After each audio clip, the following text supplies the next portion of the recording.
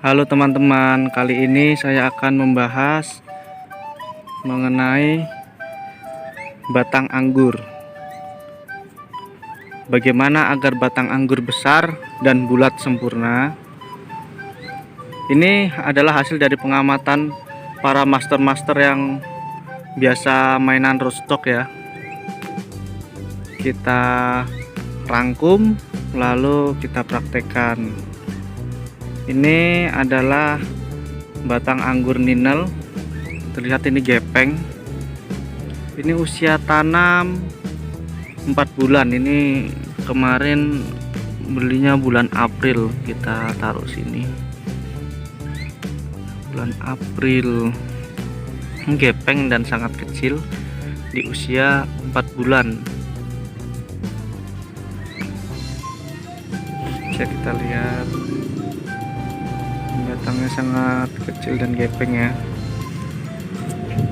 Lalu di sini kita bandingkan, ini Gosvi, batangnya besar, sudah seukuran jempol kaki ya. Ini lebih besar dari jempol tangan nih. Mungkin di video tidak begitu jelas. Ini usianya baru 3 bulan. Kan sangat jauh kan perbedaannya. Padahal usia baru 3 bulan, ini sangat besar. Ini dulu pernah gepeng juga ini, tapi setelah kita coba beberapa cara, akhirnya bulat sempurna.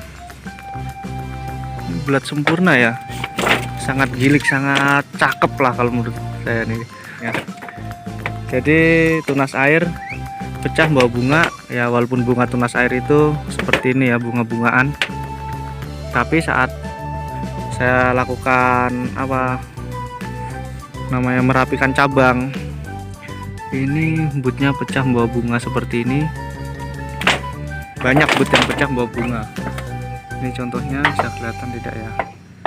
Ini mana ya, tidak begitu kelihatan. Ini butnya pecah bawa bunga. Ini karena batangnya sehat, varietesnya juga genjah, tapi ninel juga tidak kalah genjah seharusnya. Kalau menurut saya ini lebih ke arah batangnya yang sehat tadi. Ini batangnya besar ya, ini tuh kan, besar dan bulat. Lalu bagaimana sih caranya agar batang ini bisa bulat sempurna seperti ini? Kita simak terus saja ya, sambil ngobrol ngelantur. Nah, alasan kenapa batang yang sehat berbentuk bulat, karena ini batang ini untuk menyalurkan nutrisi ya. Ini seperti logistik ya, dari akar tanaman, dari bawah tanaman sini akar menyalurkan nutrisi air ke daun lalu ke buah. Ini logistiknya ini batang ya. Kalau batangnya aja tidak sehat, kualitas buahnya nanti juga kemungkinan kurang baik ya. Seperti ini, jangankan buah, ini saja stagnannya cukup lama di sini. Bisa dilihat ini stagnan cukup lama karena batangnya ini tidak memungkinkan ya untuk menggendong buah ya. Ini sangat kecil, ini lebih kecil dari pensil ya, mungkin seukuran pensil lah batang ini. Jadi batang yang sehat, yang baik itu berukuran besar dan bulat sempurna, seperti batang-batang yang diimpor langsung dari Ukraina itu. Kalau cutting-cuttingnya biasanya bulat sempurna. Oke, sebelum kita lanjut, kita cari dulu jati diri tanaman anggur. Ternyata tanaman anggur itu suka air. Jadi tanaman anggur itu nggak suka becek, nggak suka menggenang airnya, tapi dia doyan air. Ini agak susah juga nih. Jadi kita harus siapkan media yang poros, lalu kebutuhan air yang cukup.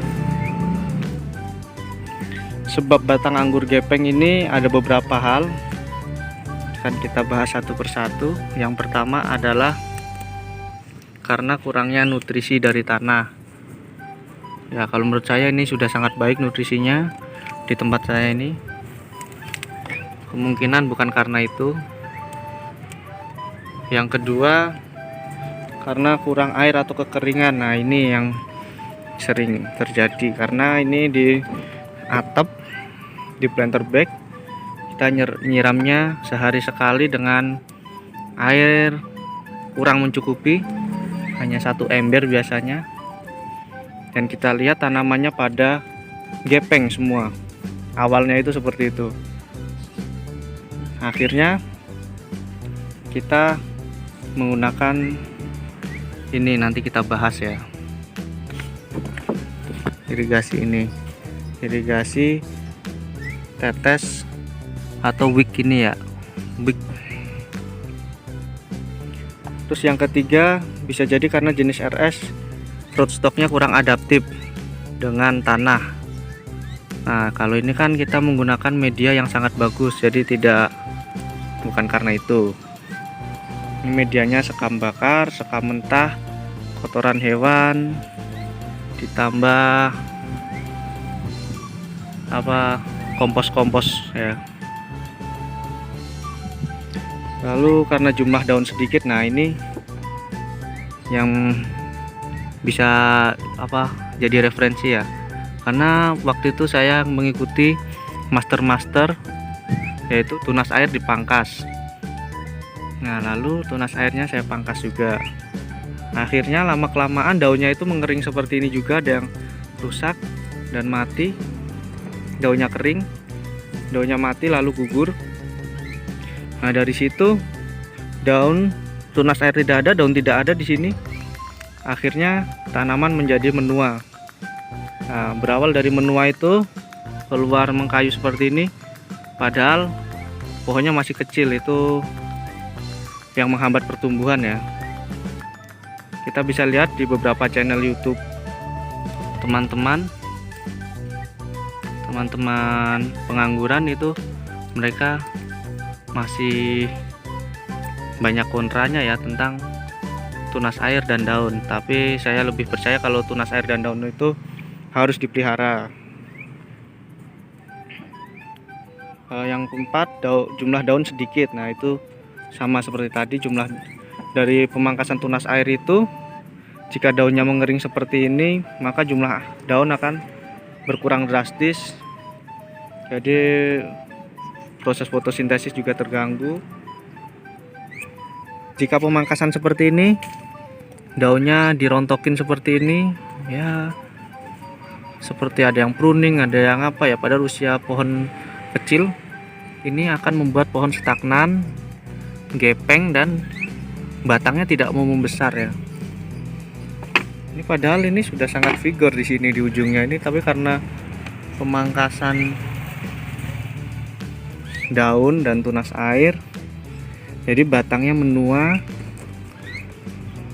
menggepeng seperti itu. Kita bandingkan dulu dengan tanaman goswi yang tunas airnya dipelihara. Oh iya, cara memelihara tunas air dan daun. Untuk daun cukup didiamkan saja. Untuk tunas air, ini karena sedang bawa bunga, jadi saya diamkan dulu tunas airnya. Nah, untuk memelihara tunas air seperti ini. Ini contohnya, ini tunas air. Ini tunas air ini ada 3 daun.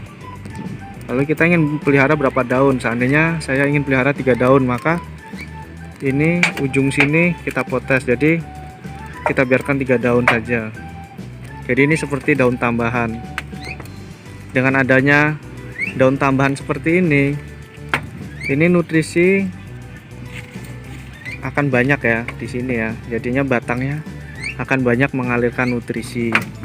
Seperti ini sengaja tidak saya pangkas karena ini pertumbuhan vegetatif. Tunas air ini saya fungsikan untuk memperbulat dan memperbesar batang. Cara pelihara tunas airnya seperti itu ya teman-teman.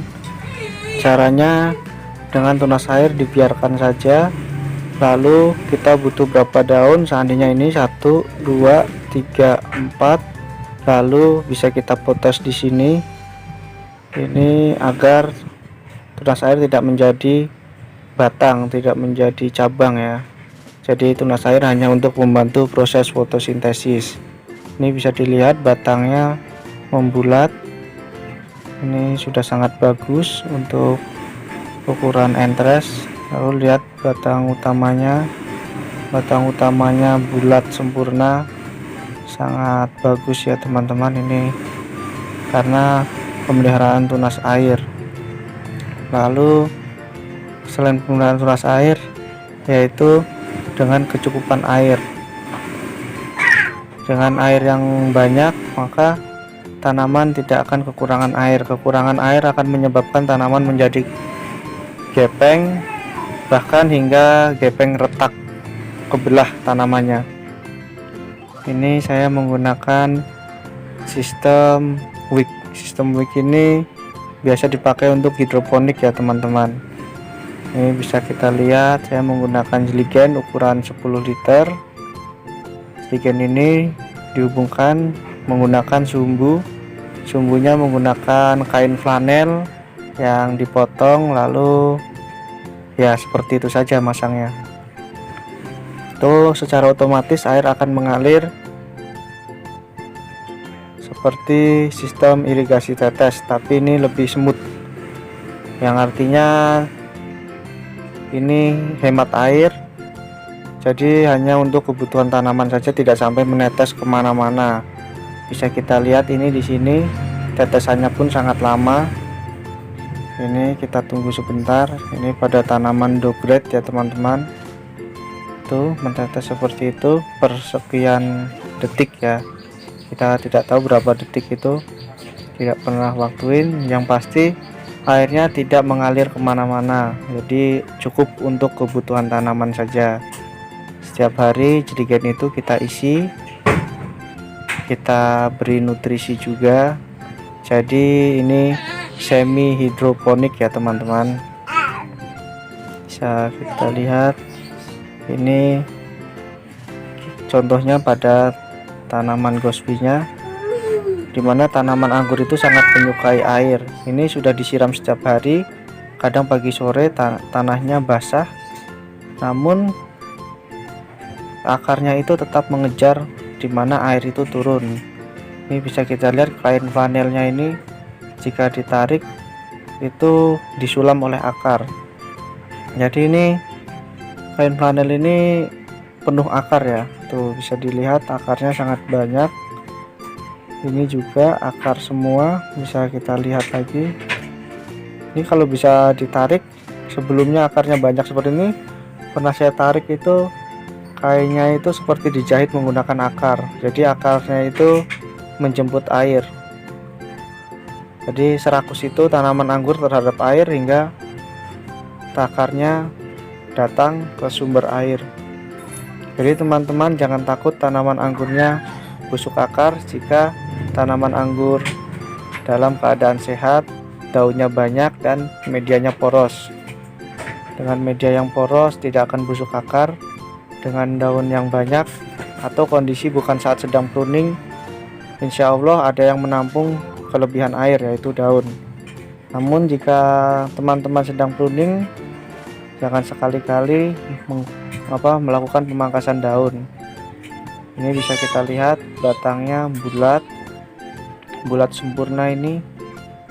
Ini berkat kecukupan air, karena sebelumnya kita tidak menggunakan sistem irigasi tetes. Kita sebelumnya hanya menggunakan penyiraman yang sehari 1 ember.